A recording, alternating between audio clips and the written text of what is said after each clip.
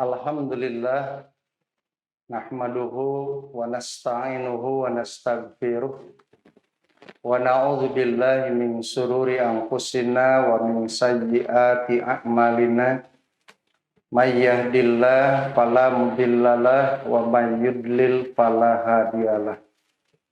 Asyhadu an la ilaha illallah wahdahu la syarikalah wa asyhadu anna Muhammadan abduhu wa rasuluh amma ba'du. Faqala Rasulullah sallallahu alaihi wasallam asyamu junnatun fala yarfus wala yajhal wa inimru'un qatalahu aw satamahu faqala inni shaimun walladzi nafsi biyadihi la khuluqu pamiso ini atyabu indallah min rihil miski yatruku ta'amahu wa syarabahu wa ta'amahu li ajli asyamu li wa ana ajzi bihi wal hasanatu asru amsalha. Pemirsa Wijah TV yang dimuliakan oleh Allah Subhanahu wa taala, alhamdulillah pada kesempatan ini kita masih konsisten melaksanakan sebuah perintah Allah Subhanahu wa taala. Yang pertama adalah menyampaikan risalah-risalah Allah, dan yang kedua kita sedang menjalankan ibadah saum. Pada kesempatan ini kita akan sedikit membahas sekitar masalah keistimewaan ibadah saum. Yang tentunya judul ini sudah ditatat oleh Imam Al-Bukhari dalam kitab Sahih Al-Bukharinya, yaitu ada sebuah judul Babu Fadlis Saum, bab keutamaan saum. Selain kita mengenal bahwa Ramadan ini adalah bulan yang penuh barokah, bulan yang di situ banyak amalan-amalan yang membuahkan pahala, bahkan setiap amalan yang baik tentu dilipat gandakan daripada amalan-amalan di bulan yang lainnya. Terutama kita melihat dari beberapa aspek. Yang pertama, Rasulullah Shallallahu Alaihi Wasallam itu meningkatkan ibadah badaniyah, sehingga yang berkaitan dengan sholat sunnah, termasuk yaitu disyariatkannya sholat tarawih. Yang biasanya sholat tarawih ini di bulan yang lain dikenal dengan tahajud, dengan witir atau sholatul lail, namun di Ramadan justru Rasulullah mencontohkannya, yaitu dilakukan setelah sholat isya. Dan Imam Al-Bukhari mengungkap itu adalah sebuah bab yang berkaitan dengan sholatul tarawih. Ini menunjukkan bahwa yang biasa orang kadang mengabaikan yang berkaitan dengan sholatul lail, justru disinilah Nabi sengaja memberikan contoh supaya umat ini hidup untuk sholatul lail. Artinya ini meningkatkan ibadah yang berkaitan dengan badannya. Yang kedua, Rasulullah ini meningkatkan tentang masalah ibadah maliyah. Sampai di dalam hadis Nabi itu meningkatkan kedermawanan dari kedermawanan yang biasa beliau lakukan di bulan-bulan yang lain. Kemudian yang ketiganya meningkatkan tadarus Al-Quran, artinya meningkatkan kajian-kajian keilmuan. Jadi di bulan Ramadan tentu tiga ini yang harus ditingkatkan, baik ibadah badannya, ibadah maliyah, atau yang berkaitan dengan tambahan keilmuan. Pemirsa Wijah TV yang dimuliakan Allah Subhanahu wa taala, untuk judul keistimewaan ibadah saum, tentu saya akan mengambil sebuah hadis yang diriwayatkan oleh Imam Al-Bukhari, yaitu as-siyamu junnatun. Saum itu adalah tameng.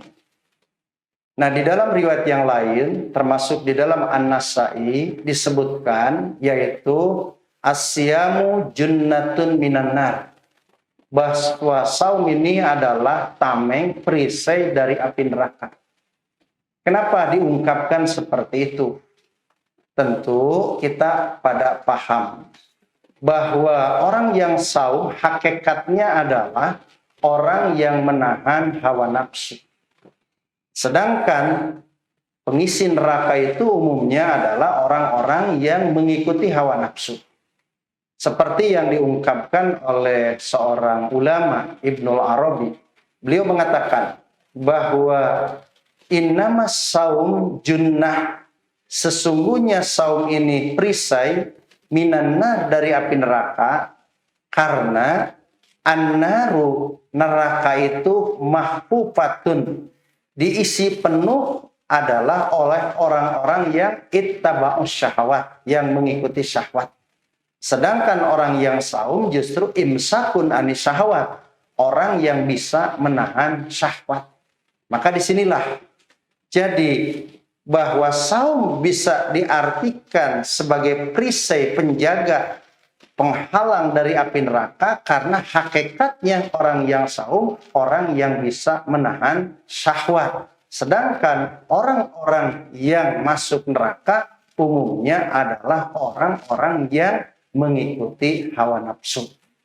Oleh sebab itu wajar kalau misalkan di dalam riwayat Muslim dikatakan bahwa hujibatin nar bisyahawat wa hujibatil jannah bil makarih, bahwa surga ini dihalangi dengan sesuatu yang tidak disenangi, sedangkan justru neraka dihalangi dengan sesuatu yang disukai.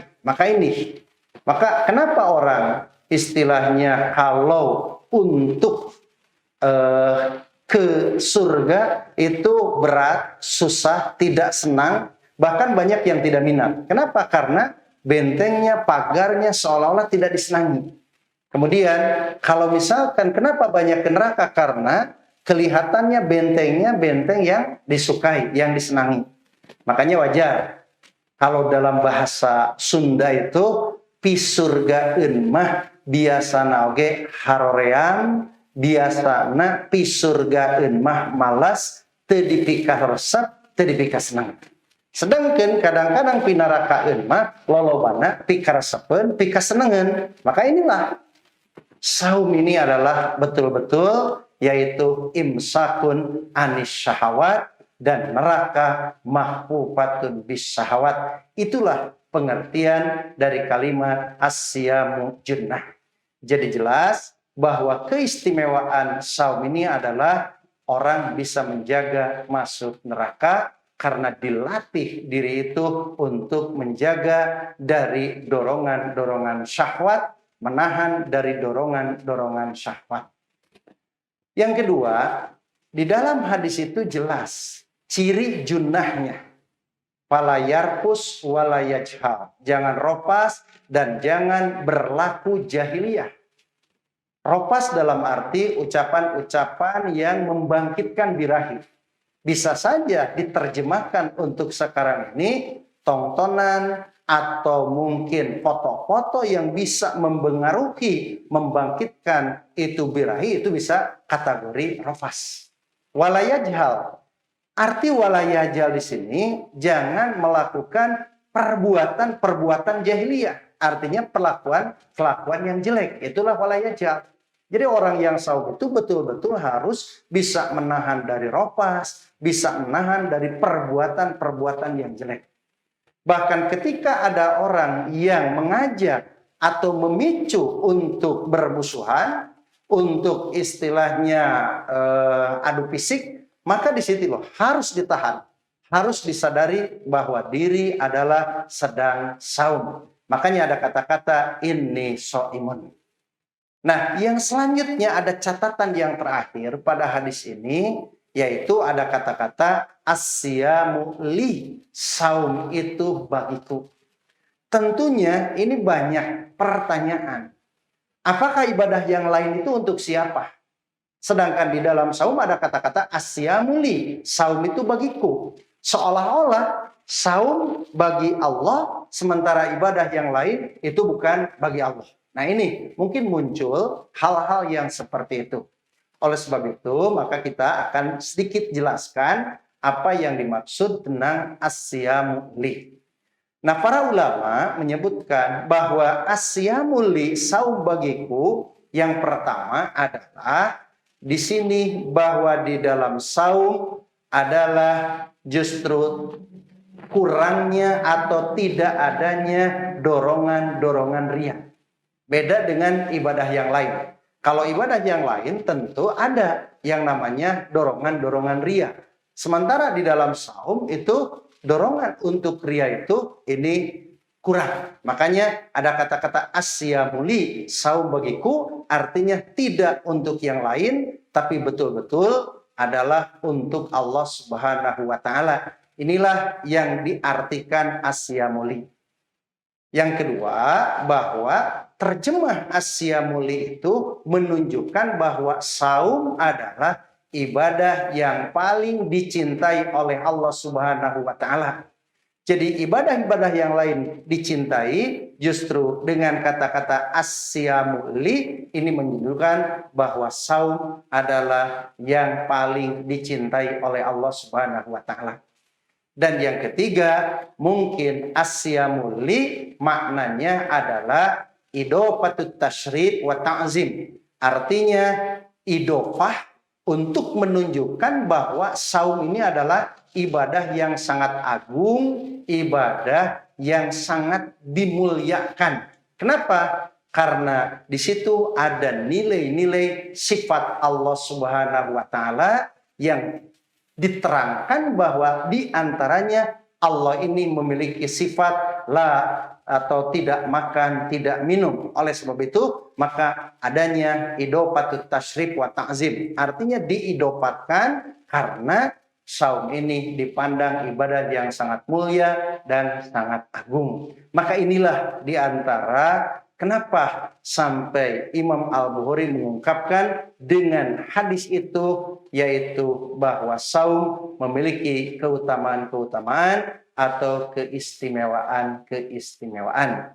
Pemirsa Wijah TV yang dimuliakan Allah Subhanahu wa Ta'ala, mungkin itu saja yang bisa disampaikan, dan mudah-mudahan kita bisa menjalankan ibadah saum ini dengan benar-benar bisa menjaga dari unsur-unsur yang membatalkan dan bisa meninggalkan dari unsur-unsur yang merusak, sehingga mudah-mudahan dengan ibadah saum ini betul-betul nanti kayaumi waladatu ummuh, seperti seorang yang baru dilahirkan dari ibunya. Itu saja yang bisa saya sampaikan. Aqulu qouli hadza wa astaghfirullaha li wa lakum. Allahu ya'khudhu bi aydina ila ma fi khairul lil Islam wal muslimin. Assalamualaikum warahmatullahi wabarakatuh.